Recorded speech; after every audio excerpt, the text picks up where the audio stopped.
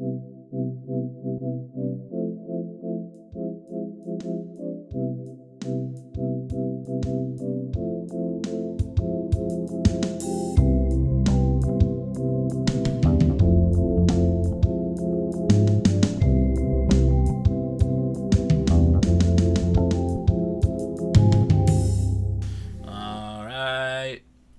to BrokeN Boys. This is episode 115. Yeah. I'm Colin. I'm Mike. Wow. We're here. 115 episodes. It's quite a lot. It is. It might be the earliest. No. I think sometimes we are filming this earlier, but I think sometimes during our working out days, I think we filmed some early or something. Around there. I know there was one that we filmed like pretty early. I don't remember what episode, but it might have been the one with all four of us. Yeah. That we did around my birthday that year. Maybe. Because I know we went to like breakfast and we recorded a podcast. Did we record after breakfast? Maybe before breakfast. I don't remember. It may have been. That was such a long time ago. We've grown so much. Exactly. Almost exactly 2 years. Almost. You got a beard. Mm-hmm. I got hair. More severe depression. Yeah. Also, by the way, I'm Mike. You said that. Did we already say that? Uh-huh. Okay. Then my bit that I was about to do was just ruined. Maybe not a bit, but I was just going to say, Wow. I'm Mike, I'm Colin. Okay. Yeah. I wasn't going to say I'm Colin. I wasn't going to impersonate you. Oh, good. Yeah. Yeah. I respect you. If you did that, I'd have to sue you. Take legal action. Yeah. Yeah. I'd serve you. Oh. Mm-hmm. Serve cunt. I'm serving cunt right now. That's me? Mm-hmm. You're serving cunt, Well, I never knew that. Yeah. Yeah. I'm tired. Yeah, me as well. It's okay. Early episodes. Yeah. Colin spent the night last night for no reason whatsoever. Yeah, just wanted to hang out with my buds. Exactly. And an apartment's being packed up. It is. The apartment is being packed up because Vince is moving out of here. Wow. He's getting the fuck out of here. Not once did he ever be on an episode during our time together here. He kind of cameoed a little bit. He cameoed. He wasn't on. He might have been on camera like once, but like maybe. There was. I think it was the 52nd episode that he was like sitting on the bed. That's right. He had a song of the week. He had a song of the week that week? Mm-hmm. Damn, I don't even remember that, to be honest. It was a while ago. I kind of remember that. I remember him sitting on the bed for something. Yeah, but it was, 63 episodes ago I guess now? so. Jesus Christ. Yeah. 63 weeks. That's pretty fucking crazy. Weeks. Yeah. That is wild. But, yes, Sir Vincent, Saint Vincent and the Grenadines is moving out. Or, as they're going to say at his graduation, Vincunt. Yes. Yes. How many times can we say that word this episode? But Cunt the elephant. Yeah, exactly. He's moving out today, and he will be moving literally down the street pretty much. So nice 3-minute drive. Yeah, he just wanted to get the fuck away from me. Fair. And he's taking the Wi-Fi with him, which is understandable. The plan is under his name. I think he originally bought the router. I don't think we went 50-50 on that. I think he just bought that himself. I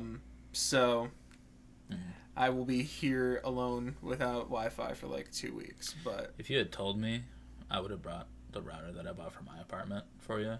But like I didn't, because I can't use it anymore. So. Oh, I would need like your plan and stuff as well. I think it's free. To be honest, it's like an Amazon EOS or whatever the fuck. So and it was like $100. So I think I told that story on the podcast. But like I bought it because when I moved in, they were like, "You gotta buy your own router for the Wi-Fi," and I was like, "Okay." So I went and bought that. And then I went home for a weekend, came back, and they had put in. They were like, we now have free Wi-Fi for everybody.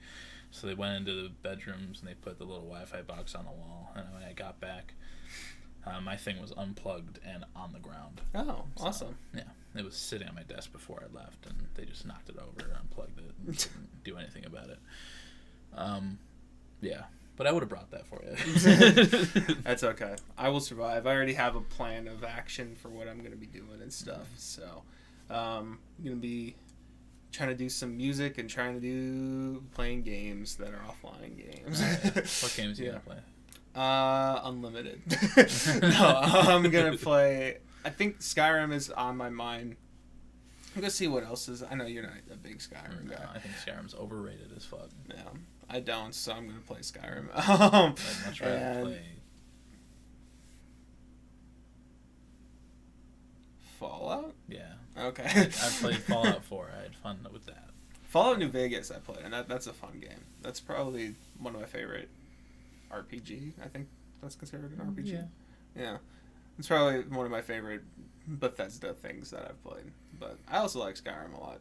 So I liked it when I was like 13, 14. Mm-hmm. But then it kind of just lost its charm after I saw it being ported onto every system since. I mean, yeah, that definitely is a thing. Mm-hmm. I wonder if is there Skyrim on the PS5 and It's Xbox, probably. whatever. I mean, I don't know if it's like a PS5 like version, but you can buy it for like the PS4 version and play it on your PlayStation 5. Wow. Love it. That game came out 13 years ago. 2011 was it? 2011, yeah. Yeah. 12 years ago. Wee babies we were. Wee babies. Yeah. We babies playing on the Wii. Mm-hmm. Mm-hmm. Oh, it definitely was. Yeah. Mm-hmm. I was playing, might have been playing the Harry Potter and the Half-Blood Prince on the Wii. Nice. That was fun. I don't think I got that one for Wii. I think I got that for DS or something. I didn't know at that time. I actually didn't know until like somewhat recently that there were literally different versions of the games for DS and, you know, the actual console and stuff. Yeah. So I was like, this is kind of shit. Yeah, I'd get a Lego game for my DS, and I'd be like, oh, it's gonna be just like the Wii version, but but I can play it wherever I want. Yeah. And then I'd get in, and it'd be like the most like dumbed down version, bare bones. Yeah, and it's like, oh, yeah, it's not what I wanted. Because like Lego Marvel Superheroes is so fun. It had like a big open world you could go around in. You could be whatever superhero you wanted. And I was like so excited to do that handheld, and I got in, and it was just there was no open world. It was just levels, and I was like, oh, damn. Yeah, I think I got some Lego Star Wars stuff on my DS that were similar to that. There wasn't like maybe there was like an open hub because there were small hubs at the time. Mm. I don't know, but yeah, games unlimited. Mm-hmm. Yeah, I'll figure out what I'm gonna download that tonight, and then I have a list of things I need to get done tonight, just to do stuff. And yeah, how was your week? It was fine. You know, finals were okay. I did my one weather final, but it was open note, so you know, I think I got like a high C, low B on it because I didn't really try. All right, but like, you know, that's all I needed to pass the class. There you go. I think I ended with like a low B. C's get or D's get degrees? Is that the saying? One of the two. Yeah, depending on your college, I guess. Yeah. Here probably D's. Probably, yeah. And then I had my anthropology final. The class is usually from 4 p.m. to 5:15 on Mondays and Wednesdays. The final was at 7:50 in the morning on Wednesday.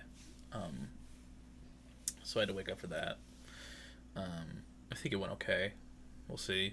I'm thinking like a C on it as well, but that's okay.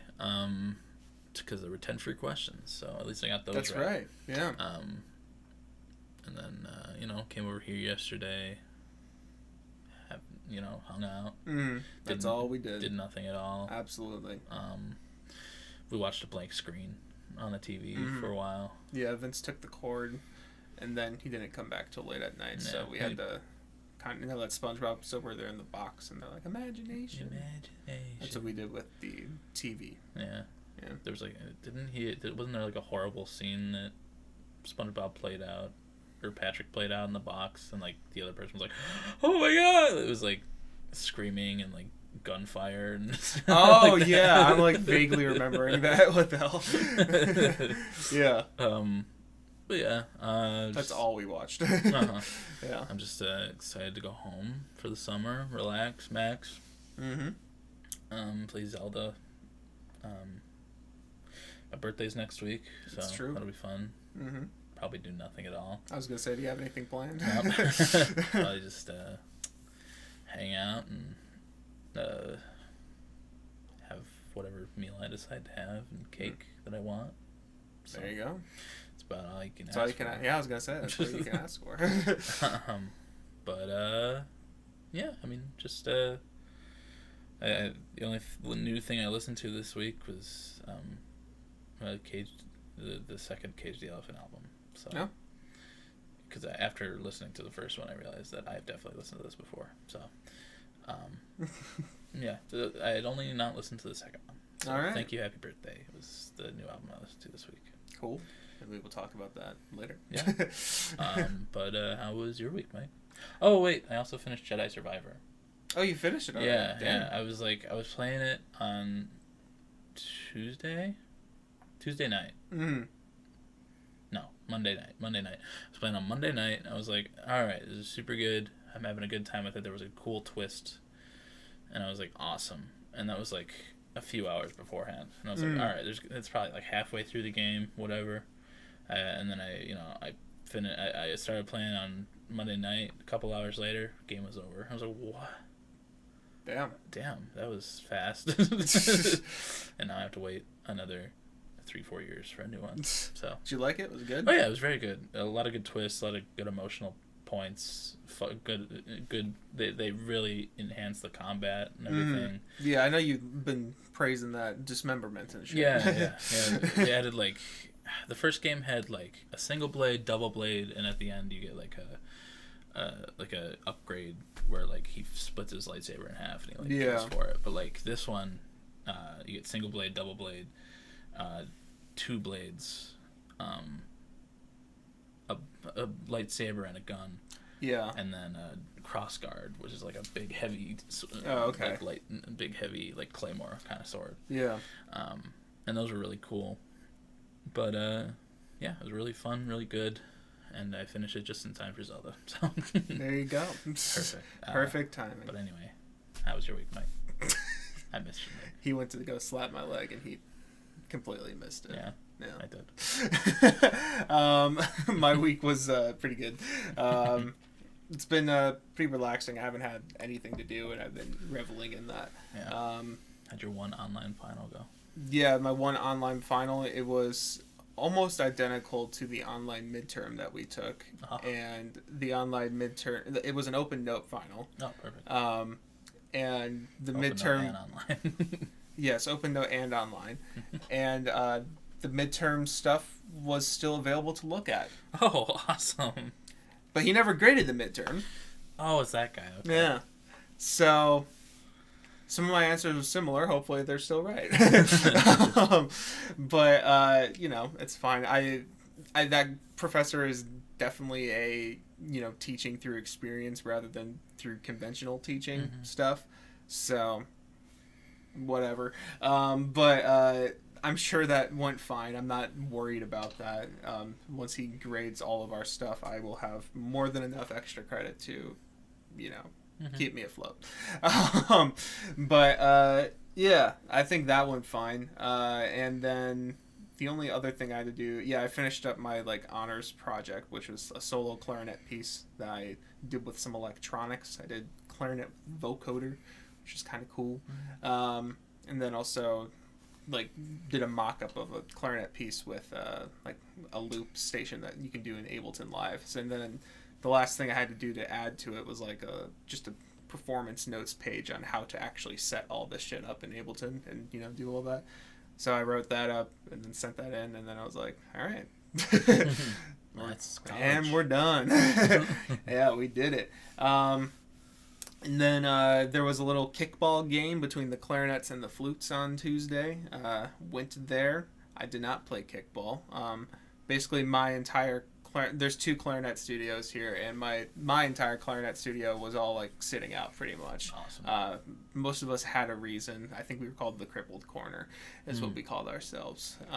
But Yeah, my professor didn't play because she has like long-lasting COVID that's not going away in terms of like the effects on her, no longer contagious. I have a bad knee because I've hyperextended it twice, and now the last time I played kickball, I re-triggered it again, and I didn't want to do that, so I just sat out. Someone has was like sick all week and wasn't feeling 100% to play kickball, but wanted to be there for everyone, so it was that. And I think the other one broke their toe the last time they played like soccer or something like that, so now they also PTSD, have a fear of kicking balls. Yeah, and then one of them didn't have an excuse, but wanted to be with the rest of us. But yeah, it was a nice time though. There was like pizza that was brought to us by the professors, Domino's pizza. There was a lot of snacks and things, and the game Clarinet's absolutely whooped ass, but that's because the flutes are really bad. Love to the flutes at our college that we have never said before. Nope. Worn shirts of. Never. Yeah, so that was pretty cool. But that was the last time I saw a lot of those people, so it was nice saying some goodbyes and stuff. Yeah. Maybe slightly sunburned my face. Did you cry? No, I didn't cry then. I think the only time I actually did cry in my graduation stuff was the last band concert, which makes sense. Yeah. I thought it may happen in my last clarinet lesson, but it didn't. And I think I talked about that last week. Yeah. But, yeah. So I don't think I'm going to cry at actual graduation. Probably not. I don't walk up to the stage. Yeah. Just like a complete mess. Thank you so much. Thank you. Yeah. Maybe I should do that. That'd be great. Yeah, and then this week, well, my buddy from home, Andy, I've given him 2 shows to watch recently. I mean, I've been telling him for literally a fucking decade to watch Breaking Bad, and he finally did that recently and really enjoyed it, like I said he would. But then he also watched Barry as well. I think he's caught up to everything except for the really good episode that was this season. I think he's just waiting for the season to end to binge the rest of it. That's right. Yeah, he really enjoyed Barry as well. He's like, you need to watch one of my shows now. I was like, all right, fine. And he really liked Peaky fucking Blinders. Peaky fucking Blinders. Yeah. Cillian Murphy. Is that how you pronounce it? Mm-hmm. Oh, I thought it was Cillian. It's Cillian. Okay. I think it's Irish. Is that Irish? Yeah. Maybe. All right. But I believe you. Oppenheimer. Yeah. He's playing Oppenheimer. Yeah. I did know that, yeah. But, yeah, Peaky Blinders. Started watching that. Got through the first season this week. It's pretty good. Yeah. I like it. The episodes feel slightly long, but I think it's just because I'm used to Barry at this point. They're like 50-minute episodes. I'm like, oh, God, it's so long. I think I watched the first season of that, like, years and years ago. And I remember enjoying it. Yeah. Yeah, so far I've liked it. I think it's... he's kind of described it a little similar to Breaking Bad, where like it's just like as it goes on, more and more stuff gets piled on, and then it gets better and better and better with each season. And I can see that happening. I did enjoy it. There's a lot of good stuff happening. I will say the first episode really just kind of throws you into everything that's going on. Mm-hmm. So I was like, it was a little hard to get attached in the first episode, but I was enjoying it quite a bit by the end of the first season. I think there's some good stuff, and I'm interested to see where it goes. Cool. But you will definitely hear my thoughts on that in the weeks to come. Yeah. Yeah. I will keep you all posted on that detail for detail. And I kind of described the Wi-Fi situation already. And then, the only news, I mean, I listened to all of Cage's discography basically for the first time. The only other music news is that Nothing But Thieves had a song dropped. Did you listen to it? Yep. It's called Overcome. Mm-hmm. What did you think of that song? I enjoyed it very much. I think it's a good sound for them. Yeah. It's like, I don't know, I listened to it like yesterday at like noon, but I don't remember much of it, but I do remember enjoying it quite a bit. Maybe not as much as the first single, but I did like it. Nice. What do you think? I enjoyed it as well. I mean, I thought it was very 80s sounding. Like they really went into 80s sound on this one. I thought it was good. I did like Connor's vocals with it. I just thought it was somewhat basic, but it was a good basic. I didn't dislike it at all. I thought, but it was just this is a straight up 80s pop rock type song. But, So I forgot that we're going to see them in September. Yeah. I'm excited. And I need to pay you for that still. I mean, just whenever you can. Doesn't matter. I will. I will pay you. But yes, we are going to go see Nothing But Thieves, and you said November? September? Yeah, same thing. I forget what venue it is. I think it's the Vic. Up in Chicago. The first time. I don't remember. It's somewhere in Chicago. In the Windy City. Yeah. And hopefully Connor gets deathly ill. I hope so. Beforehand. Yeah. He's been, I think we told it on the podcast before, but last time we went to one of their shows, apparently he was sick the previous time they had been in Chicago. And then that time we were there, he was like, I'm sick again, Chicago, whatever. You guys are going to have to help me. Yeah, we're going to have to help him. And he still did really well, but Nothing But Thieves, one of the things that at least, I mean, I love a lot of things about Nothing But Thieves, but one of the main things is Connor's voice. But he did his best and everything. I just want to hear that man at full power. And if they don't play, can you afford to be an individual? I'm gonna storm the stage. All right. Play the song. Do it. That'll make them do it. Yeah. But They'll like my gumption. Your what? My gumption. I've never heard you that never term heard gumption? before. No. Look up gumption. Gumption? Is it G-U-M-P shun. Alright, that's what I was thinking. Gumption. It's shrewd or spirited initiative and resourcefulness. Yeah. She had the gumption to put her foot down and head Dan off from those crazy schemes. Oh, it's permanently closed? What the fuck? It's a restaurant in Iowa. Cedar Rapids, Iowa. Damn, that's sad. Rest in peace, gumption. But COVID took out gumption. Gumption didn't have the gumption to stay open. I guess not. Damn. Rip. It's right next to Scooters. Right next to Scooters. And Mas Margarita. Mas Margaritas. All right. Awesome. Gumption. Well, that's a new word for my vocab. Yep. Thank you. I There you appreciate that. But other than that, I think that's pretty much all that happened this week. The band, or no, I did talk about the band reading last week because it happened before we recorded. I feel like I read other things, but I can't remember anything. Read other things? Yeah, I read about music news, but it's escaping me now. Yeah. I think Lovejoy has an album that is coming out or an EP that's coming out on Friday, which we normally record on, but this is a Thursday for no reason whatsoever. Yeah.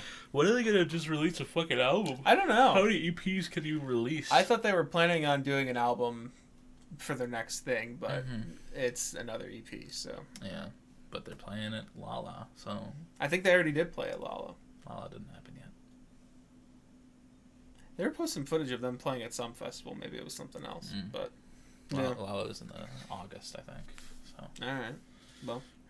So it's one of the hot months. One of the hot ones. It's miserable to be outside. Exactly. Yeah. Mm-hmm. But that's when I'll be doing marching band stuff probably. Hell yeah. Love it. Yeah, that's pretty much all for my week. So. Well. You want to hop into this analysis? We can do that. Of an artist? Yeah. So this week, we're doing an artist analysis on the band Cage the Elephant. Woo. And if you don't know what an artist analysis is, where have you been? Yeah. It's a series where we go through a artist's discography, and we talk about our thoughts and our feelings, and we list our favorite songs and our overall rating, and then at the end we just get an overall thoughts on the band and their music, and we just have a good time with it. We a lot of the stuff that we've done has been first time listenings of a lot of their albums. And, for Mike, this is no different. For me though, I had listened to their self-titled, Melophobia, Tell Me I'm Pretty, and Social Cues, and I had not listened to Thank You Happy Birthday. Yeah. And I basically hadn't listened to anything. I think I listened to Social Cues when it came out, but I honestly did not remember most of it, except for, I think, like, Black Madonna. I kind of remembered that when that came on. But, like, I did listen to that when it came out, but I think, like, once. So I basically listened to it again for the first time. So we got these babies back here. Mm-hmm. These are Colin's babies, obviously. Mike bought me that one for Secret Santa. And then I think I bought this one at the record store that we go to. Yeah. They both have, I think they both have the same pressing, but it's like one of those cool, like, clear splatters.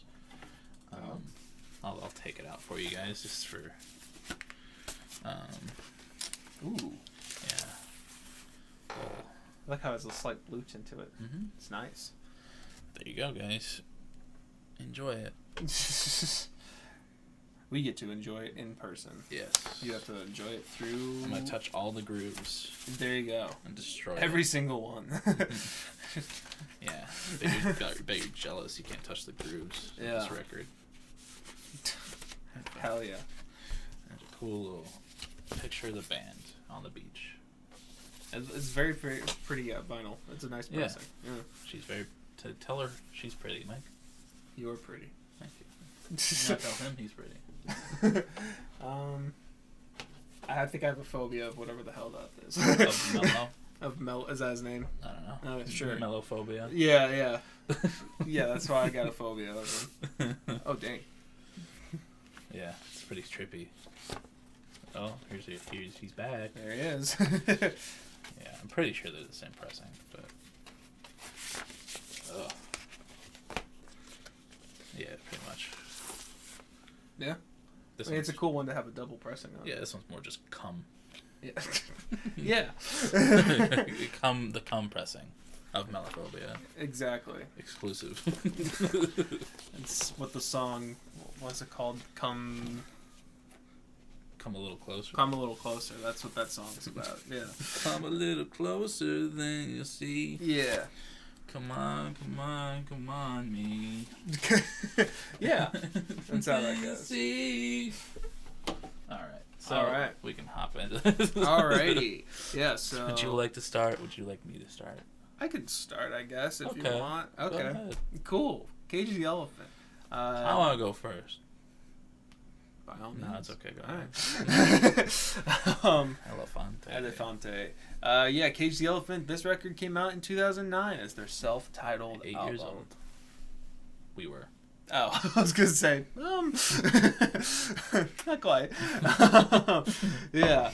There is a fun energy that encapsulates this project. The vocals are a little all over the place, but in a unique fashion. The guitars are loud and the rhythms are poppin'. Shut up, Discord.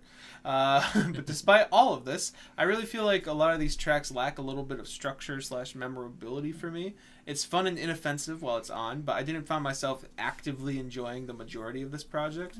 But the songs that hit are really fucking good, and I'm hoping they lean more into those tracks as these albums go on.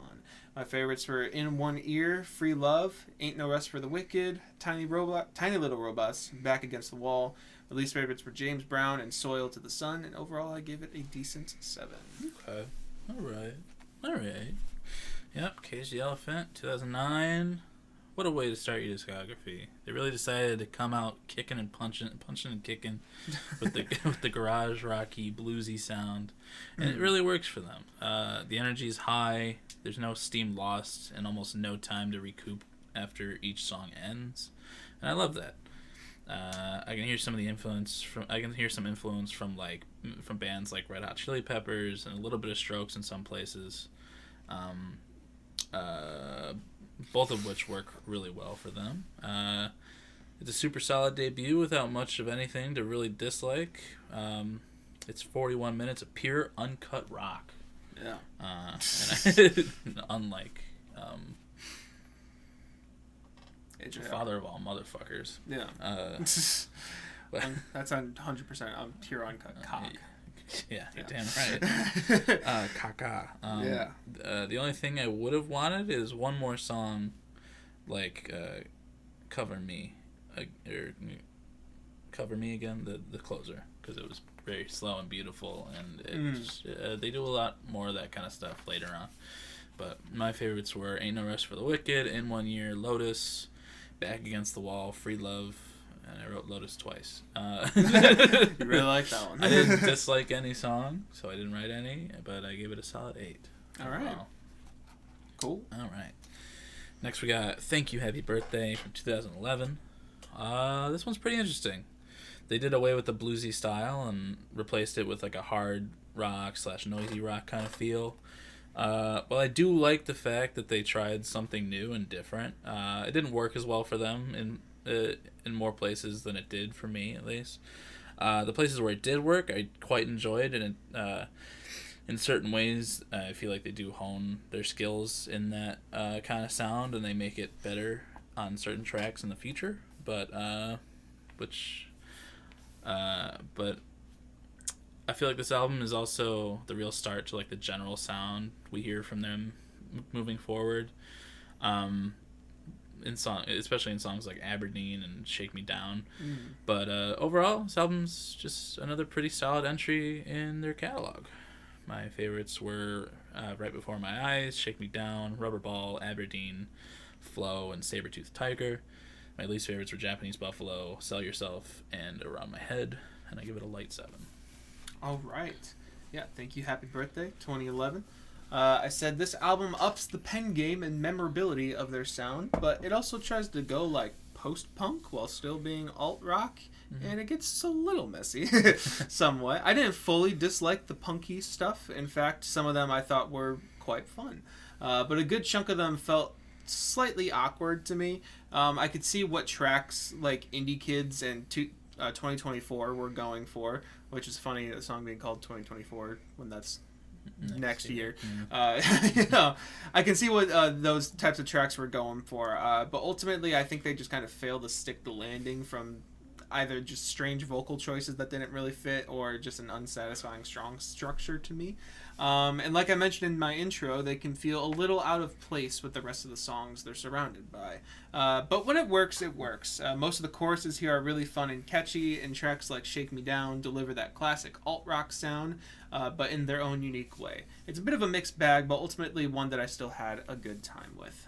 And my favorites were Shake Me Down, Aberdeen, Always Something, Flow, Saber-Toothed Tiger, and Sell Yourself. My least favorites were Indie Kids, 2024, and Japanese Buffalo. And overall, I gave it a light 7 as well. Cool. Yeah. Nice to see that.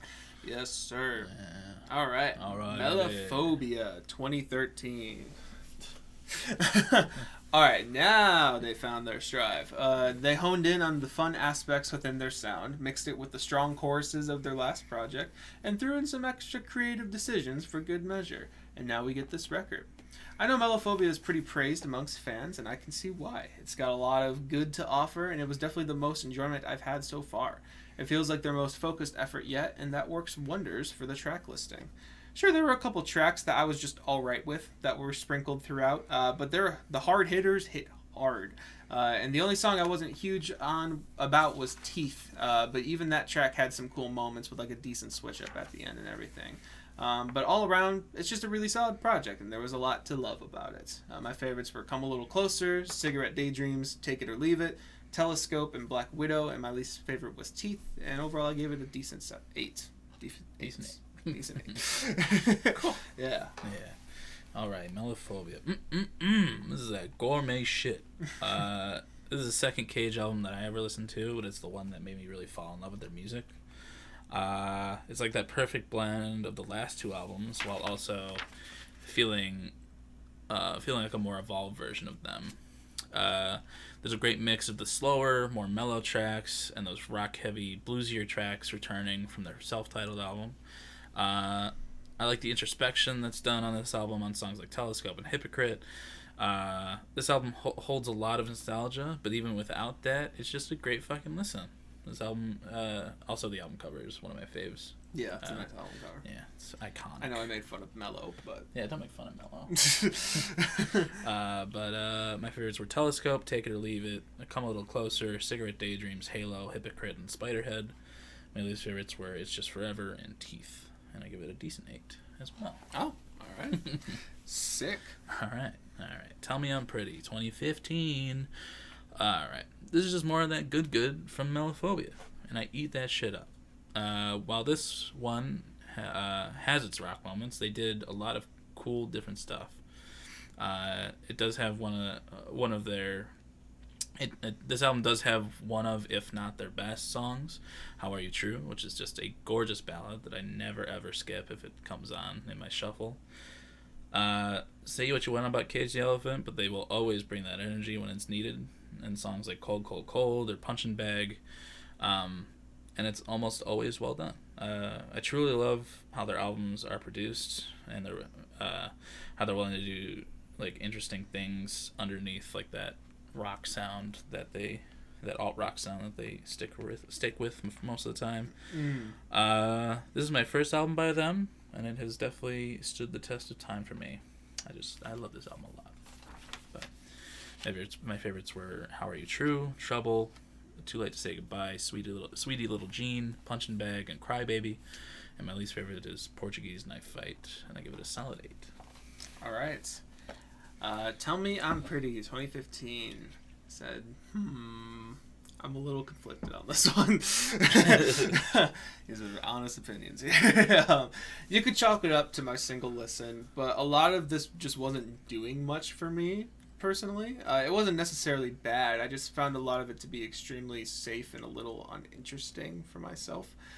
Something about a lot of the vocals and instrumentals just weren't hitting me this time around. Everything here is very listenable, but almost to a fault. I wasn't finding myself super surprised by much of anything. There were a few tracks that stood out to me, one of them being How Are You True, that Colin has played for me before on Song of the Week. But for the most part, this was a little bit of an in one ear and out the other type record for me. See what you did there. I didn't mean to do anything. In one ear, right out the other. It's the first song on the first album, Mike. First song on the first album? Mm-hmm. Yeah, that was not intentional. I think it was your first favorite that you listened to. Was it really? For sure. On the first album. In one ear. Yeah. That was intentional. Yeah. I'm such a pun master. But yeah, my favorites were Sweetie Little Jean, How Are You True, Mess Around, and Trouble. And my least favorites were Cold, Cold, Cold, That's Right. And overall I gave it a strong 6. And I was really surprised because I wasn't like looking actively at the streams and stuff when I was listening to it. I was surprised that Cold, Cold, Cold was like a huge hit, and like also on Album of the Year it had like a really high rating. I don't know, I thought it was a little boring.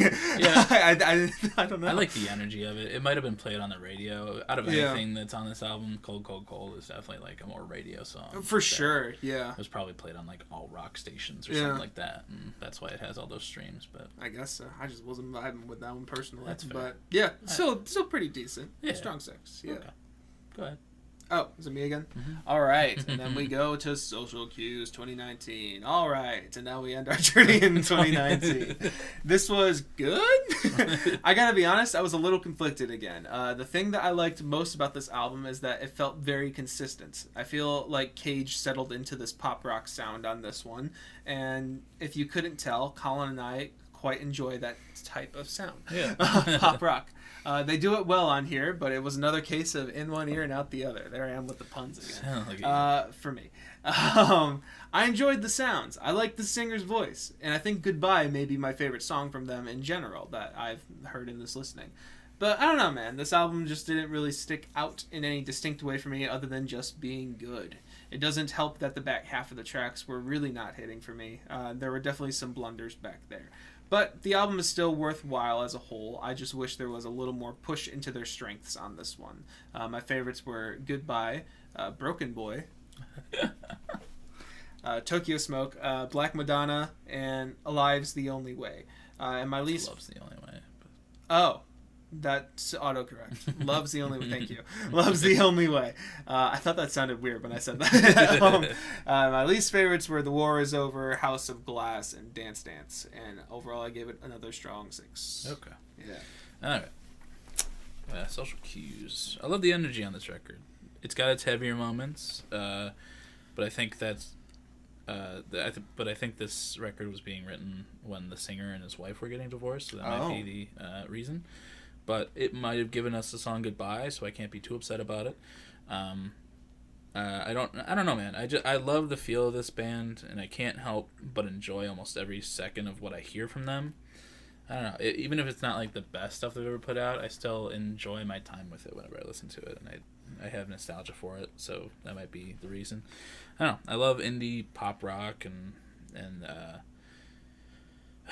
this band may as well have been the start of that love for me. Because, I started listening to this band in, 2015. So, do you remember if they were pre-21 Pilots for you? No, it was after 21 Pilots, but, okay. I think... I don't know. It was just, this band is one of those bands that really stuck with me, in that era. I started listening to 21 Pilots back then, and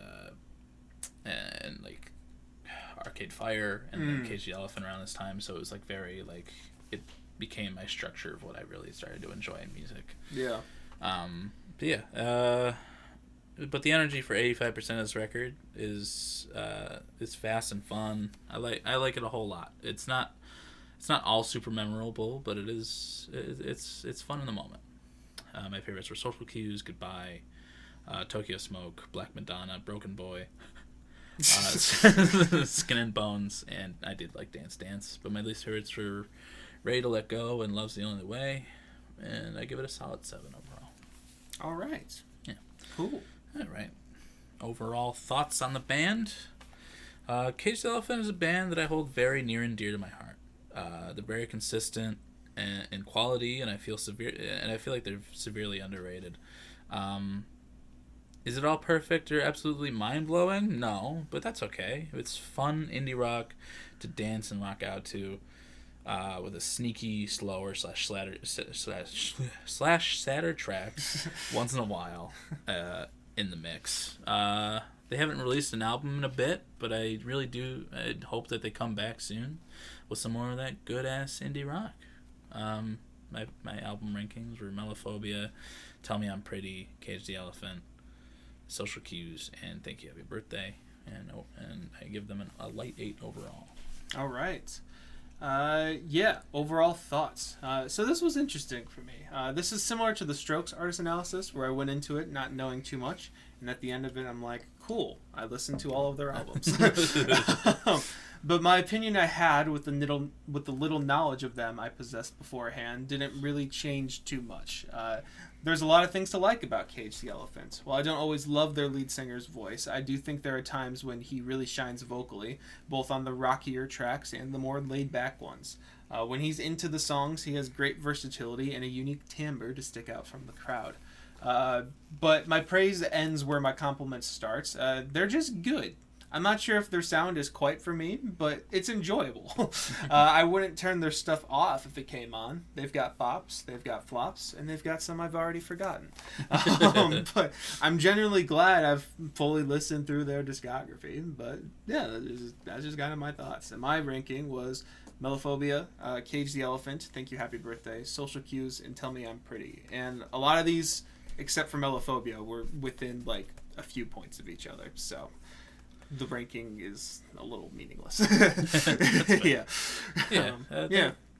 So they're pretty middle of the road for you. Yeah, I mean, I didn't. It's not like I thought they were mid or bad. I just thought it was good. It just didn't really do much for me. Yeah, I did like Mellophobia though. Yeah. What's your rating? Oh, sorry, I forgot that you gave an overall rating. Mine is a light 7, is what I gave them. Cool. Yeah. My score might just be higher due to my nostalgia for the band. That's fine. I did that for 21 Pilots. I mean, we both did as well. well. I don't know. There's something about them that I really, really enjoy, and I think that more people should listen to them. Yeah.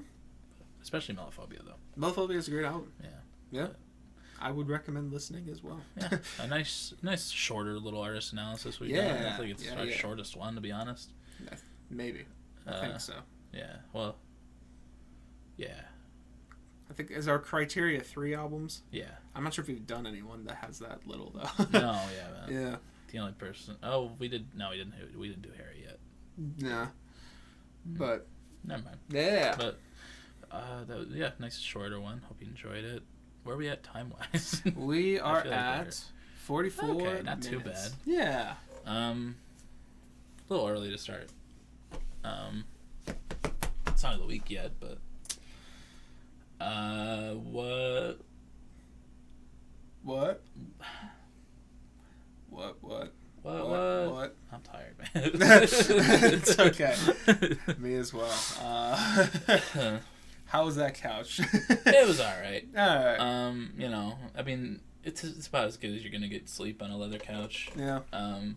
But it was serviceable. Yeah. Vince gave me a little fan. Oh. That his one roommate is the fan that he hit him with. It's the what? Yeah, it's the fan. Yeah, the fan. Wow. Yeah. That's iconic. Won't tell that story now, but yeah, another time. That's one that he can tell at some point. Yeah. But that's a good ass story. Me and him have our fair share of roommates that make us want to rip our skin off. I've been very lucky with my roommates. Yeah. Also, Vince had this is the roommate he was talking about. He had a very bad roommate experience his freshman year until COVID. So fall until half of spring. Yeah. And because of that, he's had 2 roommates since, and we have... I don't know. We have to do something really bad to piss him off. Yeah. So his first roommate really set great examples for us. Yep. Yeah. Before I went to bed, I was watching this video essay on the guy that was exposed to like the most radiation.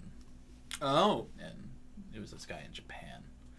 I think I've heard about this actually. Yeah. Yeah. But like he was exposed to like 20,000 units, whatever is radiation is measured in. Yeah. And usually I think that would kill you in just a few days, but he was kept alive for like over a month. Yes, I have heard about that. Mm-hmm. Yeah. So like, his skin was sloughing off of his body, and like his like organs couldn't like produce anything.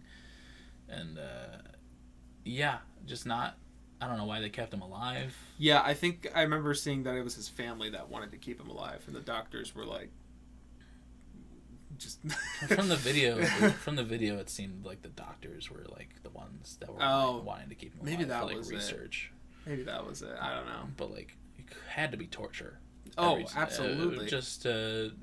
But I was like, I was scrolling through TikTok and I was like, these are some video essays you should watch. And I was like, what's in here? And I was like, the most radiated man. I'll watch that. Yeah. And it's gonna be like Spider-Man. It's the Hulk. It's the Hulk. Yeah. I thought it was supposed to make you stronger. It just destroyed him from the inside out. Yeah, but like all of his like chromosomes were fucking evaporated. Holy shit. So like he had a sister. His sister gave like donated blood or whatever to like help him regrow those. Mm-hmm. It worked for a little while, but then it didn't. But yeah, his like it was like I think it was the right front side of his body was exposed to the radiation. So his arm, they showed a picture of his arm, and it was like just fucked. Damn. But like apparently the left back side of his body was like fine. But interesting. Honestly, didn't know chromosomes were something you could just like lose like that. Yeah, well, like I don't know if they were like lost, but they were definitely like severely damaged to the point where like nothing could be generated. Like he couldn't fight off infections, he couldn't fight off diseases, he couldn't, the skin couldn't regrow itself. And since skin works as like a insulator for heat, and it was just sloughing off of his body, they had to like wrap him in bandages. Oh my god. And so he's like a mummy. The only thing that was showing were his eyes and his toes. Jesus. Yeah. Yeah. They had to like replace bandages every single day, and like they had to like weigh him to see how much liquid his body was losing, because it was just excreting from off of him. It's not a great way to go. No. In fact, I'd say that's probably one of the worst ways to go. I would say so. That's probably worse than having a Nuke dropped on you. Honestly, absolutely. Nuke is like over like that. Yeah. But like this is just like long exposure. Yeah. Pretty Drawn bad. out. Yeah. Pretty bad. Anyway. All right. Did you watch anything fun before you went to bed last night? Did I watch anything fun? I'm not sure if I watched any YouTube last night. I played some games with friends. I told them, I was like, hey, I'm a free man. I can play games again. And then Vince told me about the Wi-Fi. I was like, I've got a few days. So yeah, we've been playing Civilization 5. That's our go-to. What civilization did you build up last night? Last night I was playing as Zimbabwe. Ooh, Zimbabwe. We always do random because our buddy Daniel, he's way too fucking good at that game, and every time we play with him, he gets better. So we get better, but he also gets better. What countries does go to? We always do random. Okay, but like, how did he get good at it? I honestly don't know. Oh, okay. Yeah, we play a modded version of it, which I don't know if Zimbabwe is in the normal game. They maybe. I don't know.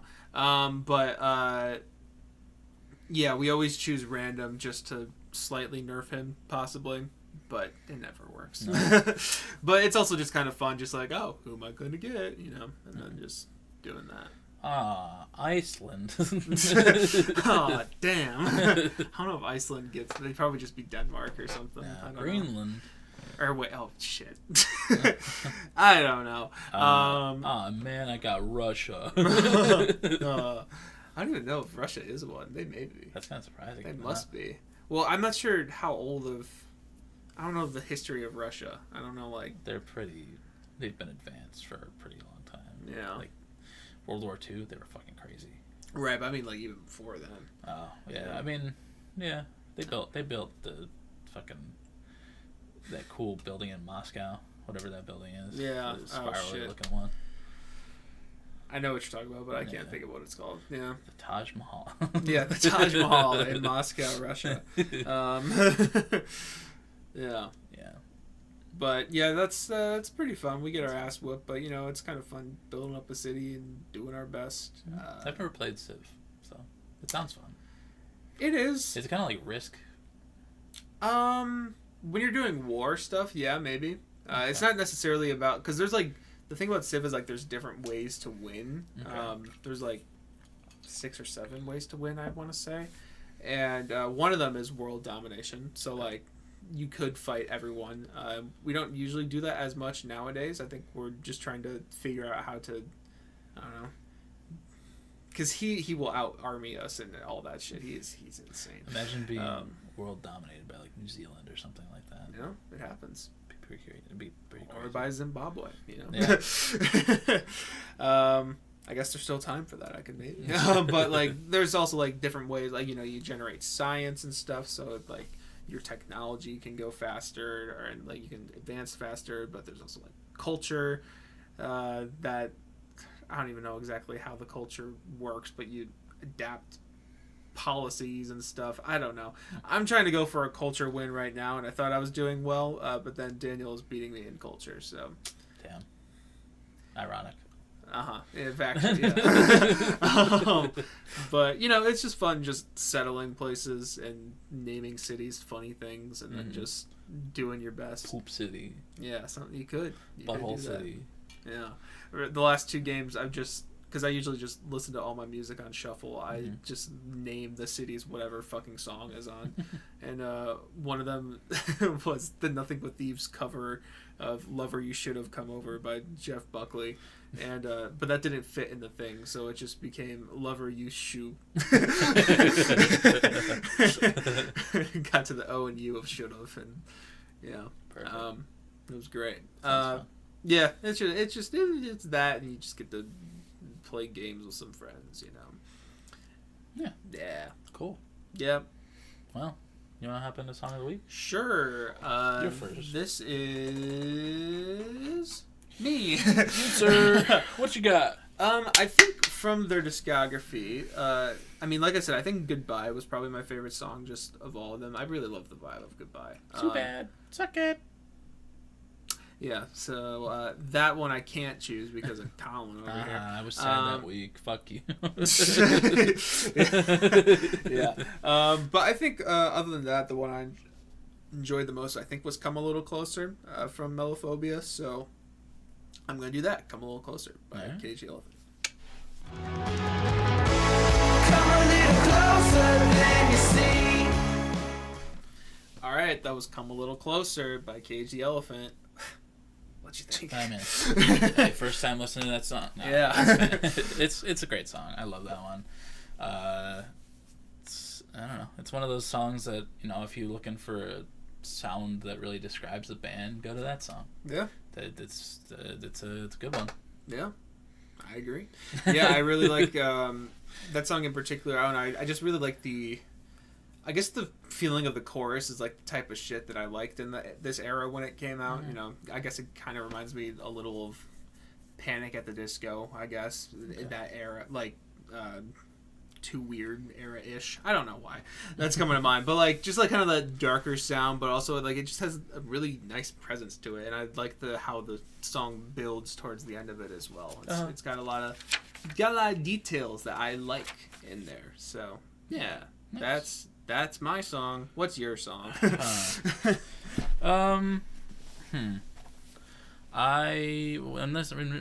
revisiting Melophobia, I enjoyed the song Halo quite a bit. So I'm gonna go Halo by Cage the Elephant. All right.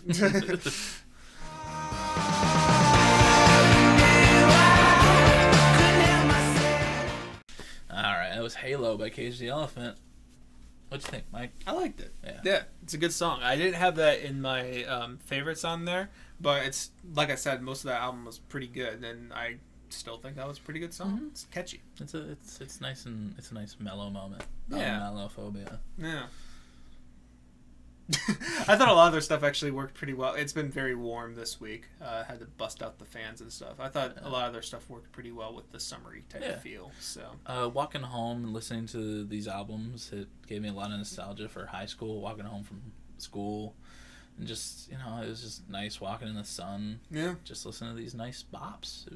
I can see that. It's a good vibe. Yeah, yeah. They have vibes for like sad, rainy type music, like How Are You True, Goodbye, that kind of stuff. But a lot of their music's nice to like walk in the sunshine and just enjoy the day. Good summery feel. Yeah, for sure. But yeah. Do you have any thoughts on Halo? Oh yeah, I just really enjoy the song. It's just nice and catchy. It's just a nice fun bop. I enjoy it. Yeah. I like his singing on it. Me as well. Yeah. All right. Cool. One thing I also wanted to mention, for those of you who are still here and antsy about my music taste that I listen to, I did listen to Ed Sheeran's Subtract this week. Yeah. And I thought it was fun. It's not called Minus? I don't fucking know what it's called. The other ones are called like Multiply. I think Addition. That's how you pronounce them. So Subtraction? I don't know. Stupid. I'm not sure. Yeah. I thought it was fine. I listened to his last album, which I think was Divide. Yeah. I think. And no, well, wait, was that Divide? No, it was Equals. Equals was his last album. Yeah, Divide was the one that had the blue one, the blue album. Yeah. I did listen to Equals and I did not like it that much, but Minus wasn't too bad. It's kind of stripped back singer-songwriter stuff. Like, it kind of reminded me a little bit of like Folklore, except way more repetitive. It was a lot of piano and strings types of ballads, which I really like. I really like that sound combo. It's just like 40-50 minutes of that. So yeah, there's some good stuff on there, but it's also pretty mid. That's fair. Yeah, so for those of you who were dying to hear that opinion, there you go. And if you want to hear an opinion of mine, French toast sucks. We were talking about this before we came back. French toast, mid as fuck, sucks. I don't like it. We probably said this before, but I don't know if we said it on pod. No, I don't know. Maybe it's mid. It's not good. It's just eggy bread. If you're gonna have a breakfast bread, have like pancakes or a biscuit even, or like a bagel. Like why waste it on French toast? If you're gonna have toast, have toast. Yeah. Why make it French? I do agree of the American, like, I don't know, breakfast breads, like pancakes, waffles, those types of things. Like French toast definitely is bottom tier. I don't like hate it, but I don't know. Yeah. I think you were saying it may have been partially how your parents made it. Yeah, I don't know. I'm sure it's like made that way, but like I don't know. It's just they would crack some eggs into a bowl, mix it with cinnamon and sugar, dip the bread in it, put it on a skillet, and then cook it up. And it just scrambled. It just cooked the eggs on the bread, and that didn't taste good to me. Like he had to drown it in syrup to make me enjoy it. Yeah. And I'd much rather have like a pancake or a waffle. Oh, me as well. But like like my favorite breakfast is like biscuits and gravy, and like it's just fucking great. And like I don't know, man. Yeah, my dad, he was a breakfast chef at one point. Oh. I don't know how long he was, but he loves breakfast. That's his favorite meal of the day. Hey, so most important one. I skip it every day. Me too. Maybe this explains some things. But he loves breakfast. So like, I mean, I'm sure he does something else to French toast or something. Maybe. You know what I do love though is the French toast sticks from like Aldi. Oh yes, French toast sticks. Oh god, those go off. The ones that are just coated in the cinnamon sugar. Yeah. God, fuck me. So good. God, fuck me. God, fuck me. Yeah. Yeah. But thanks for watching and thanks for listening. Yeah. We enjoy you very much. We love you very much. I hope you enjoyed very much and love us very much. If you're on streaming services, thank you. We love you. Yeah. For you. That's for you. But if you want to come see our beautiful faces, you can hop over to YouTube under the same name, Broken Boys Podcast, capital N BOIS. And you can come see our faces. But if you just want us in audio form, we're all on those streaming services where you find your podcast. We're on a whole bunch of them. Yeah, they're all in the description. All in the description. All in the doobly-doo down there. Yeah. But if you want to listen to our songs of the week, we have 3 playlists. We have one for me, one for Mike, one for both of us, where you can listen to Come a Little Closer or Halo by Cage the Elephant, and a whole litany of other fucking songs with a whole fucking gigantic array of genres that you can just like have an aneurysm about. Yeah. Like you'll go from like crazy shit like Death Grips to the Dumb Song by AJR. Yeah. Both recommended by me. And then you'll hear like Josh Groban singing a Christmas song or a 100 Gex song. Yeah. Hey. Or 200 Gex songs. Or 2. But they don't know about that yet. That's true. Don't check that playlist for a couple weeks. Yeah. But if you want to find us in other places, Mike has a bunch of places you can find him. He makes music under the name Plaintive. You can listen to that on anywhere you find music. Yeah. Spotify, Apple Music, wherever the fuck. Yeah, and there will be a soundtrack that is out as of a few days ago. Hell yeah. Yeah. Came out on Friday.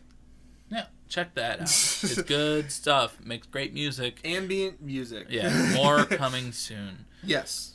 Enjoy it while you can. While supplies last. He has an album of the year where he rates and reviews music. He has an Instagram, a TikTok, all that shit. And he's also right behind you. Watch out. How far are you from them?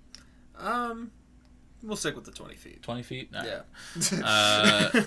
If you want to find me in other places, weirdo, you can find me on my old Instagram page. I mean, you probably won't find me, but you'll find some old reviews that are there of music. They're there. I also have an album of the year where I rate and review music, and a letterbox where I rate and review movies. Fun stuff. I reviewed Evil Dead Rise. I forgot to mention that. My dad and my brother came down this week, and we went to eat burgers at Red Robin and watched a movie. Evil Dead Rise. Good stuff. Those bottomless fries. I don't even know if they do that anymore. Oh, really? Because they used to come in that like weird cylinder thing with the bottom, that didn't have a bottom in it. Bottomless fries. But they just came on the plate this time. They came on the plate like it was fucked up. They didn't even give me fries. It just came on the plate. Yeah. But yeah, you can find me in those places. I also run the TikTok and the Twitter for the podcast. Go check out those silly videos and our updates for whenever a episode comes out. But I am also right in front of you, and we are going to give you one big consensual love cage. I'm going to hug you from up front. I'm going to wave to Mike. He's going to start sprinting at you. I'm going to hold you in place while Mike comes up, and you're just going to feel a big smack. And it's going to be Mike coming in with the biggest hug you've ever felt. Absolutely. Biggest, warmest hug. That's what I'm known for. Yeah, and then me and Mike are going to commence the second half of the love cage, which is making out right next to you. Right next to your ear. Yeah. Tongue, spit, just anything you can imagine. Anything that clicks. Yeah. Yeah. Once you learn to enjoy it, you'll like it. You'll like it when you enjoy it. You'll see it when you believe it. Yes. But yeah, thank you for watching and listening. That was the artist analysis of Cage the Elephant. Next week we'll be doing a bracket for the Backseat Lovers. And I hope you enjoy that as well. Yeah. But we will see you next week. Bye. Bye-bye. Bye-bye. Bye-bye.